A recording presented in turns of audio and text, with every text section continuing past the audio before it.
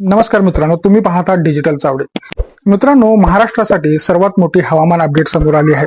भारतीय हवामान विभाग IMDच्या अंदाजानुसार यंदाचा मान्सून 26 मेच्या आसपास केरळमध्ये दाखल होण्याची शक्यता आहे आणि याच कारणामुळे महाराष्ट्रात पावसाची चाहूल लवकर लागण्याची शक्यता व्यक्त केली जात आहे.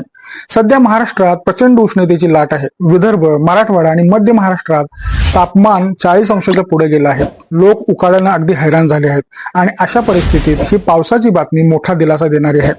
पण मित्रांनो, सर्वप्रथम कोकण आणि दक्षिण महाराष्ट्रात पावसाची सुरुवात होऊ शकते. त्यानंतर मुंबई, पुणे, नाशिक आणि इतर भागांमध्ये पावसाचा प्रभाव वाढू शकतो.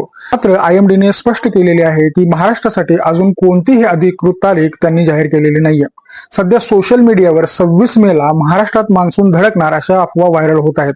खरी अधिकृत माहिती ही हवामान विभागाकडूनच मिळते आणि त्यांनी अजून कोणताही क्लू दिलेला नाहीये. शेतकऱ्यांसाठी ही अत्यंत महत्वाची वेळ आहे, कारण खरीप हंगाम पूर्णपणे पावसावर अवलंबून आहे.